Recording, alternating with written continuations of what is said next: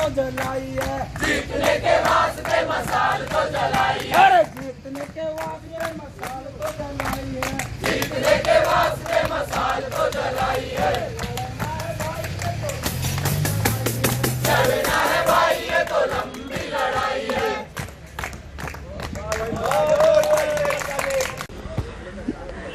नमस्कार मित्रों, मैं उत्तराखंड बेरोजगार शिक्षक संघ से आशीष बिष्ट एक बार फिर आप सभी के सामने प्रस्तुत हूं। और अभी तक जो अपडेट है, फिलहाल अभी सरकार की तरफ से बहुत कोई ठोस कदम नहीं उठाया गया है।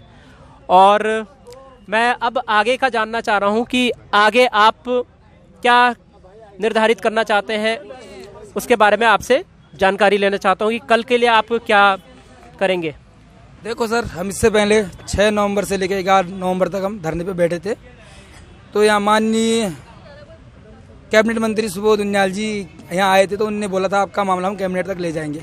तो हमने उनसे बोला था ठीक है सर, अगर 28 तक कोई कैबिनेट हो जाती है तो हम उसका वेट करेंगे। तो उसके अल्टीमेटम दिया था। तो हम सर यहाँ फिर से 2 दिसंबर से लेके आज 4 दिसंबर हो चुका है, तो अभी तक तो कुछ हुआ नहीं है। पर हम अब कल से सोचे कि भूख हड़ताल और आमरण अनशन पर बैठा जाएगा।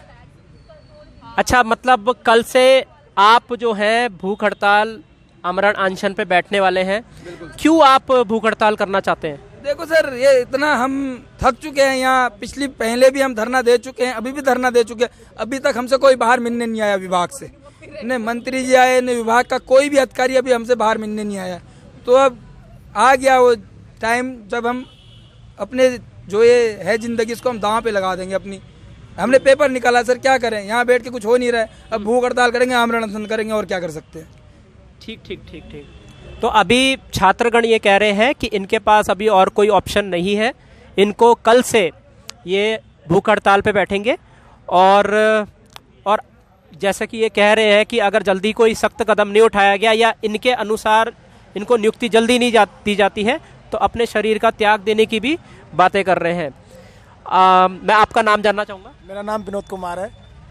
अच्छा, तो विनोद कुमार जी क्या बोलते हैं, आपसे मैं ये पूछना चाहूँगा, आप कितने दिनों से यहाँ पे हैं? पिछली बार की हड़ताल पे थे आप? हाँ, पिछले साल के हड़ताल पे था मैं यहाँ पे। कितने दिन से थे उसमें आप? मैं शुरू से मतलब 5 तारीख से हमारी हड़ताल होती है, 11 तारीख तक यहाँ पे था।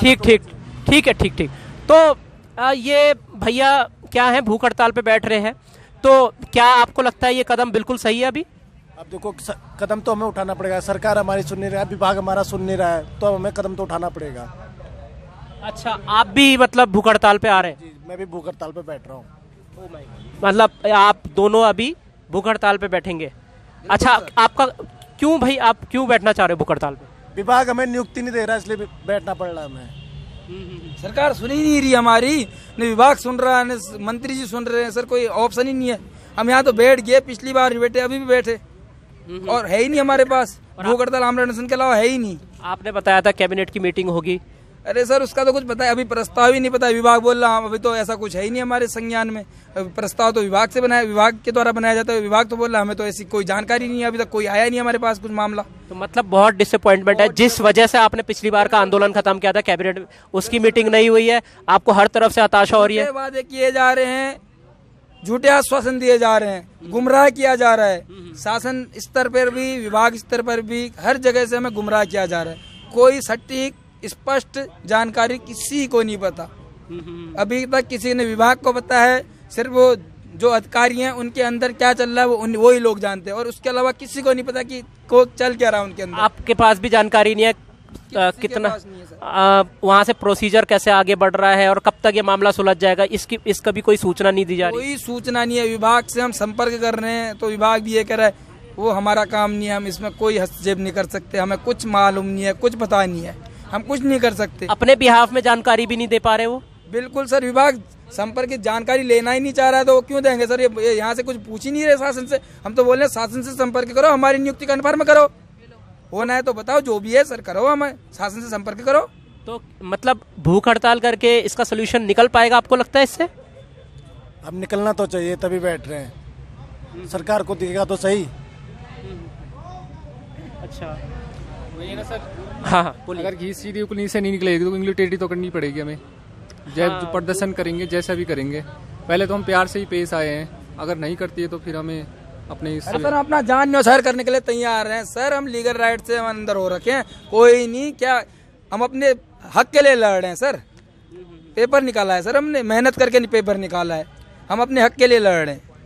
अभी आप देख सकते हैं ये वो बच्चे हैं जिन्होंने रिटर्न पेपर से लेकर फिजिकल तक निकाल दिया है, लिस्ट में नाम आ चुका है, उसके बाद जाके इनको मजबूर होना पड़ रहा है भूख हड़ताल के लिए। आप ये सोचिए कि किस हद तक जिनकी नियुक्ति हो चुकी है उनको इस हद तक जाना पड़ रहा है कि वो अब खाने का त्याग कर रहे हैं, और सरकार जो है वो सुनने का नाम ही नहीं ले रही है, या फिर जो भी प्रोसीजर उन्होंने अपनाया अभी तक, पिछली बार भी हड़ताल उन्होंने इस वजह से खत्म की, कैबिनेट में मामला आएगा, ये लोग शांत रहे, कुछ टाइम तक भरोसा रहा इनका सरकार पे कि वो शायद करेंगे, लेकिन अब उनको लग रहा है कि वो एक झूठा वादा था, इसलिए उनको दोबारा यहाँ पे बैठना पड़ा। बैठने के बाद अब ये कल से आमरण अनशन यानी कि भूख हड़ताल पर, आमरण अनशन और भूख हड़ताल पे बैठने जा रहे हैं। तो भाई क्या लगता है आपको, क्या लगता है कि कब तक ये मामला, थोड़ा आगे आ जाइए, आगे जी, एक सेकंड है, तुम कैमरे पे आ रहे हो कि नहीं आ रहे हो वो भी देखना है। हाँ आप, तो क्या लगता है कि क्या कल से अगर आप भूख हड़ताल पे बैठेंगे तो सरकार एक सही अप्रोच के साथ आपसे बात करेगी? बिल्कुल सर, करना चाहिए। अब सरकार नहीं सुनेगी तो हम किस पे जाएंगे? वन विभाग नहीं सुन रहा है, शासन नहीं सुन रहा है, तो हम किस पे जाएंगे सर? आप भी बताइए सर। उम्मीदें टूट रही है, इस वजह से तो हम आगे की रणनीति बदल रहे हैं। अगर उम्मीदें जागती, हाँ हो रहा है कुछ, तो हम यहीं पे डटे रहते।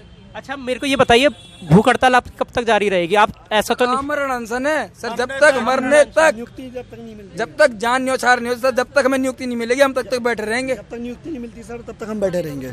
सीधी सी बात, गलती हमारी नहीं है सर। एक एक कागज देख लो, एक एक कागज पड़ा है विभाग के पास, तो उन कागजों को चेक कर लो। अगर हमारी कहीं भी गलती है तो हमें हमारी गलती दिखा दीजिए। गलतियां कोई और कर रहा है और हम सर, हम 159 लोग कैसे क्यों भुगते हैं उस गलती को?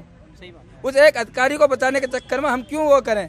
जिसकी गलती है उसे उस गलती का एहसास दिलाओ, उसे सुधार हो, हमें हमारा रास्ता साफ कर दो, संशोधित करो उसको ना। अभी अध्ययन चले गया तो न उसका विज्ञप्ति जारी हो रखी, अभी तो विज्ञप्ति प्रकाशित नहीं हो रही, संशोधित कर सकते हैं। इसे इतना बड़ा मामला थोड़ा ना जितना इनने बड़ा बना के दे दिया, वो पता नहीं चल रहा कि आखिर हो क्या रहा है, मामला क्या, किसी को सच पता ही नहीं है सर। कोई कुछ बोल रहा है, कोई कुछ बोल रहा है, किसी को पता ही नहीं है। अच्छा। और जब ये फिजिकल कराते हैं, 25 किलोमीटर की दौड़ करवाते हैं, जब 25 किलोमीटर भागना पड़ता है तो घोषणा पत्र लिख करवा, उसमें से साइन करवाते हैं हमारे।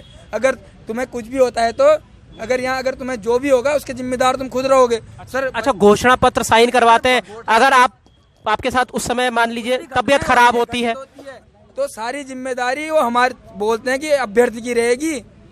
अब बताइए सर, वो एक जान जोखिम में डाल के 25 किलोमीटर तक यहाँ नहीं होता दौड़ना 24 घंटे में, वो भी मार्च के महीने में सर, गर्मी में दौड़े हैं 25 किलोमीटर।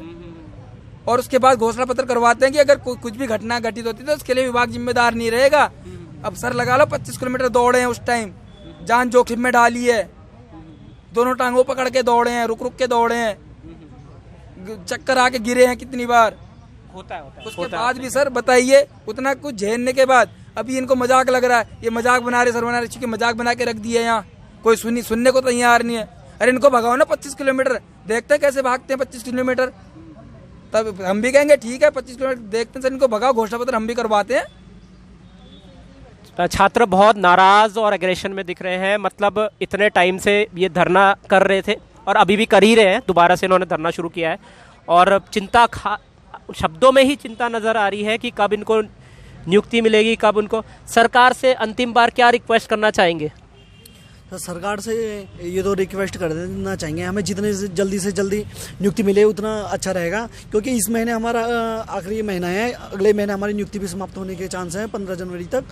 सर बीच में काफ़ी छुट्टी भी पड़ जाती है, नया साल आने वाला है, उससे पहले छुट्टियां पड़ जाएंगी, पर हम सरकार से ये कहते हैं कि हमें जितने से जल्दी नियुक्ति देनी है। नए साल से पहले तोहफा मिल जाए तो नया साल भी आप अच्छे से मिल जाए सर।